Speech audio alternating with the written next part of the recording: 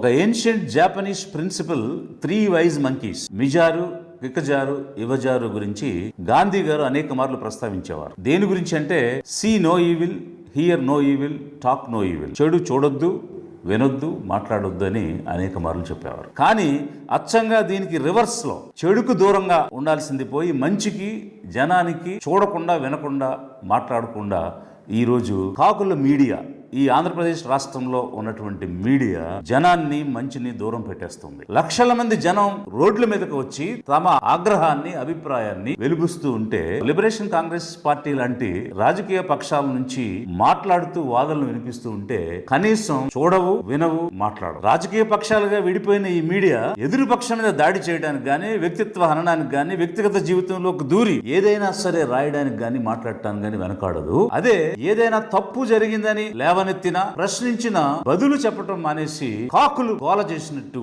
వారి మీద పడిపోవడం. సోషల్ మీడియాలో ఈ పేద వర్గాల నుంచి వచ్చిన వాళ్ళని వాడి వాళ్లతోనే ఎదురు దాడి చేయించడం, ఇదంతా కూడా ఈ రోజు ఆంధ్రప్రదేశ్ రాష్ట్రంలో జరుగుతున్న పరిస్థితి. సంవత్సరానికి 2.5 లక్షల కోట్ల బడ్జెట్లు ఎంతో అట్టహాసంగా ప్రవేశపెట్టే ఈ కూటమి ప్రభుత్వం 5,000 కోట్లు మా దగ్గర లేదు, ప్రభుత్వం దివాళా తీసింది, ఖజానా ఖాళీ అయిపోయింది, మేము చేయలేమని ప్రజల ఆరోగ్యాన్ని పణంగా పెట్టి గాలికి వదిలేసి ప్రైవేట్ పరం చేసేస్తాం, government medical colleges, government general hospitals అని ముందుకు వస్తున్నాయనంటే ఎవరికి దోచిపెట్టడానికి, తమ వర్గం వారిని కోటీశ్వరులుగా చేసి ప్రజాధనాన్ని లూటీ చేసి దోచిపెట్టడం కోసం ఆఫ్టర్ ఆల్ 5,000 కోట్ల రూపాయలు ఖర్చు పెట్టలేకపోతున్న ప్రభుత్వం. అంత చేతగాని దద్దమ్మ ప్రభుత్వమా ఇది? ఈ ప్రైవేటీకరణ చేయడం వల్ల పేదలు ఆరోగ్య వ్యవస్థకు దూరం అవటం, ఆరోగ్య రక్షణ భారం అవటం అనేది కాకుండా వైద్య విధానంకి అందుబాటులో లేకుండా పోతున్నారు. ఇంతేకాదు అనేక రకాలైనటువంటి నష్టాలు ఈ పేద ప్రజలకే, పేద వర్గాలకే, వెనుకబడినటువంటి వర్గాలకే జరుగుతున్నాయి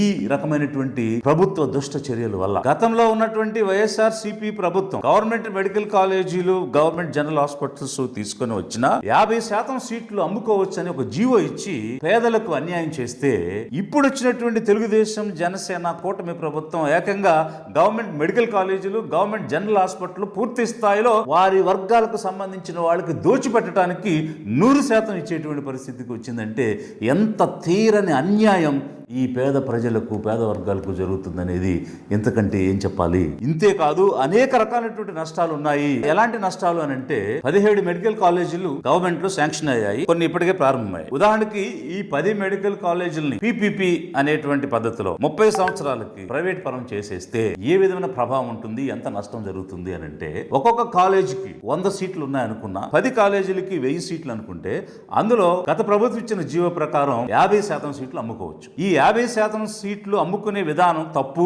దీనిని మేము సరిదిద్దుతాము అని సాక్షాత్తు ముఖ్యమైన మంత్రి లోకేష్ గారు యువగళం పాదయాత్ర చేస్తూ దాన్ని సరిదిద్దుతామని చెప్పారు. అది సరిదిద్దలేదు సరికదా. 50% కాదు, 100% ప్రైవేట్ పరం చేసేటువంటి చర్య ఈ కూటమి ప్రభుత్వం తీసుకోవడం. దీనిలో 1000 సీట్లు సంవత్సరానికి ఉంటే అందులో 500 సీట్లు అమ్ముకోవచ్చు అంటే ఒక్కొక్క సీటు కనీసంగా 50 లక్షల నుంచి అత్యధికంగా 5 కోట్ల వరకు వేలం వేసుకునేటువంటి అవకాశం ఉంది. మరి ఇలాంటి వేలం పాటలో యావరేజ్గా ఒక్కొక్క సీటుకి 2 కోట్లు వస్తే 500 సీట్లకి ఎన్ని కోట్లు వస్తాయి?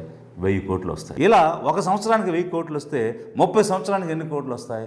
30,000 కోట్లు వస్తాయి. కేవలం సీట్లు అమ్ముకోవడం ద్వారా తమ వర్గాలకు చెందినటువంటి ప్రైవేట్ వ్యక్తులకు ఈ 30 సంవత్సరాలు లీజుకి ఇస్తే 30,000 కోట్లు పోతుంది.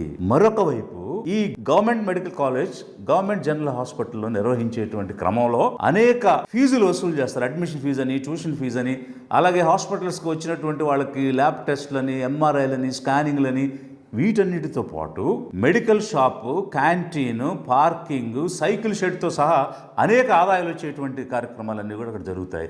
ఇవన్నీ అధమపక్షంగా, హీనపక్షంగా, కనీసంగా అనుకుంటే ఒక 100 కోట్లు ఒక సంవత్సరానికి, 10 కాలేజీలకి 1000 కోట్లు, 30 సంవత్సరాలకు మరొక 30,000 కోట్లు. ఇవన్నీ కూడా నేను చాలా తక్కువగా తగ్గించి చెప్తున్నాను. కమ్సే కమ్ అంటే కనీసంగా 60,000 కోట్లు ఈ 30 సంవత్సరాల్లో ఈ 10 మెడికల్ కాలేజీల మీద వీళ్ళ వర్గానికి దోచిపెట్టాలనుకునే వాళ్ళకి అందేటువంటి సొమ్ము. At what cost? కేవలం 5,000 కోట్లు. అంటే ఒక్కొక్క మెడికల్ కాలేజీని ఈరోజు ఆపరేషనలైజ్ చేయడానికి 50 నుంచి 500 కోట్లు పెడితే ఆపరేషనలైజ్ అయిపోతాయి. అలాంటి దాన్ని కావాలని నిర్వీర్యం చేస్తూ నిర్లక్ష్యం చేస్తూ పేదల యొక్క ఆరోగ్యం కానీ ఏమాత్రం లెక్క లేకుండా నడుస్తున్నటువంటి ఈ కూటమి ప్రభుత్వం 5,000 కోట్లు ఖర్చని సాకుగా చూపిస్తూ 60,000 కోట్లు తమ వర్గాలకు దోచిపెట్టడానికి తెగబడుతుంది అని అంటే ఎవరెవరికి ఎంత వాటా ఉంది, దీనిలో నుంచి ఎవరెవరికి ఎంత అందుతుంది, ఎందుకోసం ఇలాంటి దుశ్చర్యలు తెగబడి మరీ పనిచేయడానికి ముందుకు వస్తున్నారు.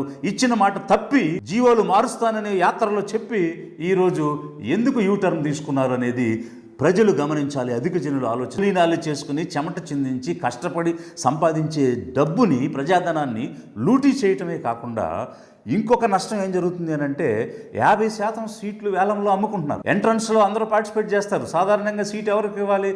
ఎంట్రన్స్లో బాగా మెరిట్లో వచ్చినటువంటి వాళ్ళకి సీట్ ఇవ్వాలి. కానీ ఈ వేలంలో సీట్లు ఇచ్చిన వాళ్ళకి మెరిట్ ఉండదు కదా. సో మెరిట్ లేనటువంటి వాళ్ళని ఇది మీరు డాక్టర్లు చేసి ఈ విధంగా డాక్టరేట్ పట్టా ఇచ్చి రేపు జనం మీదకి వదిలేస్తారు. వాళ్ళు రేపు సర్జరీలు చేస్తారు, మెడిసిన్స్ ప్రిస్క్రైబ్ చేస్తారు. మరి ఆ మందులు వాడి ఆ సర్జరీలు చేయించుకున్న తర్వాత వీళ్ళు ప్రాణాలతో ఉంటారా, ప్రాణాలు కోల్పోతారా? అంటే పేదల ప్రాణాలకు రక్షణ లేదా?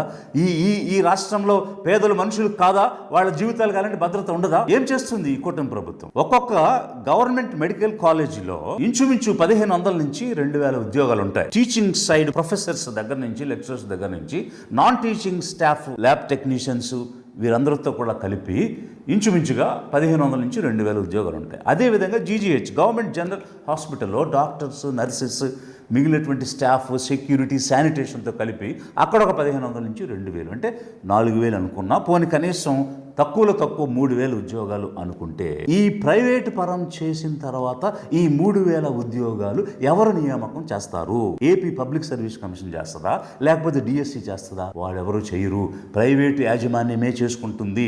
ఒక ప్రైవేటు యాజమాన్యం, ఒక ప్రైవేటు పరిశ్రమ, కంపెనీ నడిపిస్తున్నప్పుడు వారు ఎవరిని వాళ్ళ ఉద్యోగాలకు తీసుకుంటారు?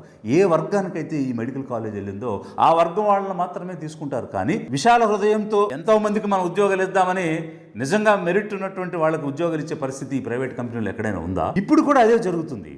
రేపు ప్రైవేట్ పరమైపోయిన మెడికల్ కాలేజీల్లో తీసుకునేటువంటి ఈ 3,000 ఉద్యోగాలు వారి వర్గాలకు చెందినటువంటి వాళ్ళని తీసుకుంటారు. ఎవరికి నష్టం జరుగుతుందంటే మెరిట్ ఉన్న వాళ్ళు, schedule caste, schedule tribes, backward classes, minorities నష్టపోతారు. ఉదాహరణకి ఈ 3,000 ఉద్యోగాలు రిక్రూట్మెంట్ ద్వారా పబ్లిక్ సర్వీస్ కమిషన్ ద్వారా జరిగితే అందులో కనీసం 1,500 ఎస్సీ, ఎస్టీ, ఓబీసీ మైనారిటీలకు, అదేవిధంగా కనీసం 1000 ఉద్యోగాలు మహిళలకు వచ్చేటువంటి అవకాశం ఉంటుంది. కానీ ఈరోజు ఒకవైపు బాబు వస్తే జాబ్ వస్తుందని, జాబ్ క్యాలెండర్లు ఇస్తామని, లక్షల కొలది ఉద్యోగాలు ఇస్తామని వదరగొట్టేశారు. వారి యొక్క బాకా మీడియా, కాకుల మీడియా కాకుగోలు చేసింది. కానీ ఈరోజు ఉద్యోగ అవకాశాలు ఉన్న దగ్గర, మెరిట్కి అవకాశాలు ఉన్న దగ్గర కూడా వారికి అందనీయకుండా ఆ ఉద్యోగాలను దూరం చేయటం ఏంటి? అనేక మంది యూత్ ఈరోజు జాబ్స్ లేకుండా అన్ఎంప్లాయిడ్గా రోడ్ల మీద తిరుగుతూ ఏ రోజు నోటిఫికేషన్ వస్తుంది, ఎక్కడ అవకాశం వస్తుందని ఎదురు చూస్తూ ఉంటే అవకాశం ఉన్నవి కూడా అందనీయకుండా నోటి దగ్గర కూడు లాగేసుకుంటుంది ఈ కూటమి ప్రభుత్వం. ఈ విధంగా యాజమాన్యం అంతా పెత్తందారులకు, పెట్టుబడిదారులకు ఇవ్వడం వల్ల ఈ పేదల అవకాశాలన్నీ గద్దర్లాగా తన్నుకుపోతూ ఉన్నారు. ఉదాహరణకి ఆంధ్రప్రదేశ్ రాష్ట్రంలో జరిగినటువంటి ఒక ఉదంతం ఒక సజీవ సాక్ష్యం. నేను మాట్లాడుతున్న దానిలో ఎంత నిజం ఉందనే దానికి అర్థం కావడానికి చెప్తున్నాను. ఏమిటంటే ఒకానొక రోజు సడన్ గా మన ఆంధ్రప్రదేశ్ రాష్ట్రంలో ఒక హెల్త్ యూనివర్సిటీ లేదు అన్న విషయం ప్రభుత్వం గుర్తించింది. యూనివర్సిటీల కిందే మెడికల్ కాలేజీలు కూడా ఉన్నాయి. మెడికల్ కాలేజీలన్నీ ఒక సపరేట్ యూనివర్సిటీ, హెల్త్ యూనివర్సిటీస్ కింద తేవాలనుకున్నప్పుడు రాష్ట్ర నడిబొడ్డులో ఉన్న విజయవాడలో ఒక గవర్నమెంట్ మెడికల్ కాలేజ్ లేదు, గవర్నమెంట్ జనరల్ హాస్పిటల్ లేదని రియలైజేషన్ వచ్చి అప్పటికే ఒక కమ్మ వర్గానికి చెందినటువంటి పెద్దలు నిర్మాణం చేసినటువంటి సిద్ధార్థ మెడికల్ కాలేజీని నేషనలైజ్ చేసి దాన్ని ప్రభుత్వ కాలేజీగా ప్రకటించి government general hospital Siddhartha medical college and hospital ఏర్పాటు చేయడం జరిగింది. ఆ తర్వాత వారికి పిన్నమనేది సిద్ధార్థ మెడికల్ కాలేజ్ అని గన్నవరంలో సపరేట్గా వారు ఏర్పాటు చేసుకోవడం జరిగింది. అయితే ఈ Siddhartha medical college and general hospital nationalise చేసి గవర్నమెంట్లోకి తీసుకున్నప్పుడు మెడికల్ కాలేజ్ స్టాఫ్ 1,780 మంది, అలాగే గవర్నమెంట్ హాస్పిటల్లో 1,104 మంది స్టాఫ్, మొత్తం 2,887 మంది ఉంటే వారందరినీ ప్రభుత్వ ఉద్యోగులుగా ఆ రోజు ప్రభుత్వం పరిగణించడం జరిగింది. వారందరినీ గవర్నమెంట్లోకి అదే స్కేల్లో తీసుకోవడం జరిగింది. మరి ఆ రోజు తీసుకున్నప్పుడు ఆ 2,887 మంది ప్రభుత్వ ఉద్యోగులు ఓవర్ నైట్ అయిపోయారు. కానీ 80% మంది పైనే ఆ వర్గానికి చెందినటువంటి వాళ్ళే ఉన్నారు. మరి ఏమైపోయింది? సోషల్ జస్టిస్, సాంఘిక న్యాయం ఏమైపోయింది? ఎస్సీ, ఎస్టీ, ఓబీసీ, మైనారిటీ, మహిళలు ఏమైపోయారు? అదే రిక్రూట్మెంట్ జరిగి ఉంటే కనీసం 1500 మంది ఎస్సీ ఎస్టీ ఓబీసీ వాళ్ళు ఉండేవాళ్ళు, కనీసం 1000 మంది మహిళలు ఉద్యోగస్తులుగా వాళ్ళు ఉండేవాళ్ళు. రేపు 30 సంవత్సరాల తర్వాత కూడా ఇదే చరిత్ర పునరావృతం అవుతుంది తప్ప ఈ పేద వర్గాలకు, వెనుకబడినటువంటి వర్గాలకు ఉద్యోగాలే కాదు, వైద్యం లేదు, విద్య లేదు, ఆరోగ్యాన్ని కూడా దూరం చేస్తుంది ఈ కూటమి ప్రభుత్వం. గత వైఎస్ఆర్సీపీ ప్రభుత్వం 50% సీట్లు అమ్ముకోవచ్చని జీవో ఇచ్చిందని విమర్శించిందని సరిచేస్తామని చెప్పి సరిచేయకపోగా ఈరోజు 100% ప్రైవేటైజ్ చేసేసి అమ్మేస్తామని ఈ కూటమి ప్రభుత్వం ఏ రకంగా పేదలను దగా చేస్తుంది, పేదల ఆరోగ్యాన్ని పణంగా పెట్టింది. అధిక జనులారా ఆలోచించండి. 50% సీట్లు అమ్మకానికి పెట్టి 50% సీట్లు మాత్రమే కన్వీనర్ కోటాలో ఫిల్ చేస్తే 500 సీట్లు గాను 250 మాత్రమే ఎస్సీ ఎస్టీ ఓబీసీ మైనారిటీలకు వస్తాయి, 150 మాత్రమే మహిళలకు వస్తాయి. అదే 1000 సీట్లు కన్వీనర్ కోటాలో ఫిల్ చేస్తే 500 సీట్లు ఎస్సీ ఎస్టీ ఓబీసీ మైనారిటీలకు, కనీసం 300 సీట్లు మహిళలకు కనీసంగా వస్తాయి. ఎంత తీరని అన్యాయం చేస్తుంది ఈ కూటమి తెలుగుదేశం జనసేన ప్రభుత్వం అనేది అధిక జనులు ఆలోచించాలి. జనశక్తి ముందు ఏ శక్తి కూడా నిలబడలేదు. ఈరోజు జనాల్లో ఆగ్రహం ఉంది, ఆవేశం ఉంది, ఆవేదన ఉంది. పేదల యొక్క ఆరోగ్యం పణంగా పెడుతుంది ఈ తెలుగుదేశం జనసేన కూటమి ప్రభుత్వం అని ప్రజలు అర్థం చేసుకుని రోడ్ల మీదకి లక్షలాదిగా వచ్చి అరుస్తున్నారు. లిబరేషన్ కాంగ్రెస్ పార్టీ మీతో ఉన్నది, తోడుగా ఉన్నది. చేయి కలుపుదాం. పేద జనం కోసం లిబరేషన్ కాంగ్రెస్ పార్టీ మీకు తోడుగా ఉంటుంది. తెలుగుదేశం జనసేన బీజేపీ కూటమి ప్రభుత్వాన్ని లిబరేషన్ కాంగ్రెస్ పార్టీ డిమాండ్ చేస్తుంది. మీరు అనేక విషయాల్లో ఎన్నోసార్లు యూటర్న్ తీసుకున్నారు. ప్రజాక్షేమం కోసం, ప్రజల ఆరోగ్యం కోసం యూటర్న్ తీసుకోండి. పీపీపీ విధానం మానేసి జీఎంసీ, జీజీహెచ్, గవర్నమెంట్ మెడికల్ కాలేజీలు, గవర్నమెంట్ జనరల్ హాస్పిటల్స్ ప్రభుత్వంలోనే నిర్వహించండి అని డిమాండ్ చేస్తుంది.